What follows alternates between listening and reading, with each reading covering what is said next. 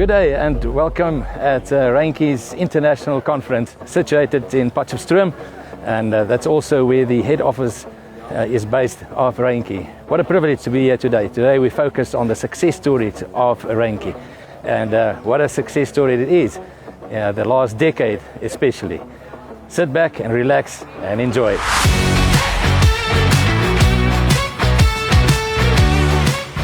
Soos ons almal weet, Reintjes is die reënreuse, maar ek staan langs 'n groot reus en 'n groot gees in die landbougebied. Pieter, jy tree vandag op as seremoniemeester of MC by Reintjes se kongres. Maar meer as dit, dink ek die belangrikheid van die kundigheid en die kennis wat jy het met verwysing na landbouekonomie, landboutegnologie. Volgens jou, wat is die noodsaak en die belangrikheid van daar soos hierdie, waar handelaars die geleentheid kry om met leweranciers te kan praat oor dinge wat saak maak op grondvlak? Ek dink is so belangrik, ons het so vergeet van hoe ons prominente boere en die besluitnemers en die rolspelers al so groot invloed uitgeoefen het, nie net in Suid-Afrika nie, maar wêreldwyd.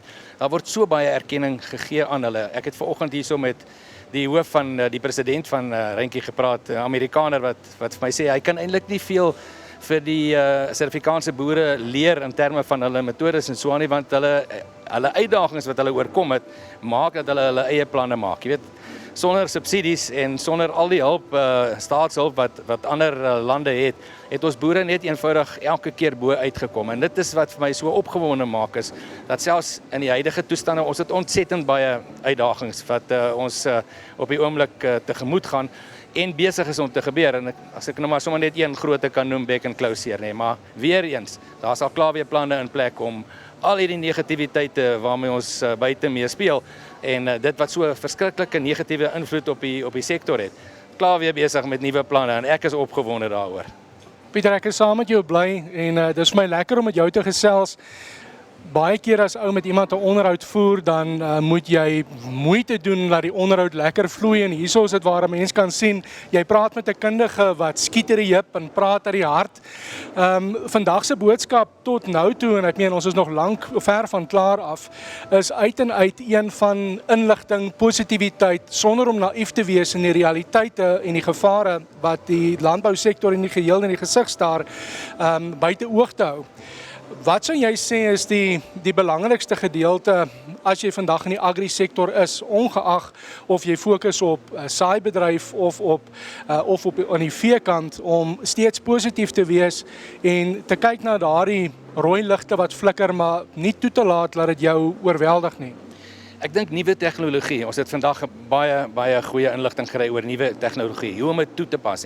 En wat vir my ook verblydend is dat die kom ons sê die ouderdomsgroep van boere begin verander. Jy weet, in rukkie terug het ons nog gesê die gemiddelde kommersiële boer is in sy 50s, in sy diep 50s. Het ons vandag gesien hoeveel jong mense hier is en hulle neem waar en dit is weer wanneer hulle dit gaan oordra aan mense na aan hulle, of dit nou by 'n boerevereniging is of in 'n studiegroep of so iets, of selfs by provinsiale georganiseerde strukture. Daai boodskap word weer uitgedra en dit is een van die nuwe tegnologie, ons moet aanpas en op die ou einde van die dag is dit wat vir ons jy weet, ook gaan positief stem. Dit was my so lekker om te hoor vandag hierso dat die vrae wat gevra word vir hierdie persone, dit is mense wat ek wil meer leer, ek wil hierdie ding gaan toepas. Miskien is daar nie altyd die fondse daarvoor om dit aan te koop nie, maar ek wil dit graag gaan toepas of ten minste dan net verkoop. En jy weet, daardie positiwiteit vryf af. Ons praat van vryf af teenoor iemand anders. En as hulle met daardie boodskap weer terugkom in hulle distrikte of in hulle omgewings, daardie boodskap is die ene. Ons moet begin met, en dis die rol van die media. Die rol van die media is regtig nie om af te breek en al die negatiewe nuus mee rond te gaan nie. Jy weet, ek wens so daar's 'n metode wat ons kan kry om te sê dat die eerste gedeelte van enige nuusbulletin moet wees feel good stories. Ons moet kan goed voel as ons daar weggaan. Ons moet kan voel, man, dit was nou lekker om dit te hoor. En dan die ander goedjies, ons bestuur dit, ons weet waar ons hulp vandaan kom en op die einde van die dag gaan ons oorwin. Pieter Moller, vriende, dis 'n groot voorreg, iemand wat leef dit wat hy doen. Pieter, mag jou stem nooit stil raak vir die boerdery en vir dit wat reg is nie, en die goedvoel stories wat gedeel word en wat gedeel gaan word verder op jou platform, oral waar jy beweeg. dat dit onverdunde waarheid sal wees, soos wat jy tot nou toe verkondig het, en dat ons daardeur mekaar se hande vat. Ons toekoms is blou, want daar is vooruitgang.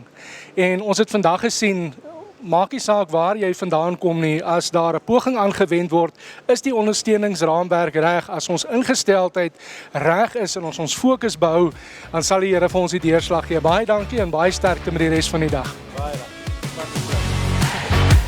And it's been a fantastic day. It's been wonderfully organised, and the highlights really have to be bringing Renki dealers and Renki people from all over Africa, not just South Africa, not just Southern Africa, but from Tanzania, from Uganda, from elsewhere, so we can cross-reference, we can discuss things with each other, and ultimately so we can deliver a better service and a better product to our farmers throughout the continent.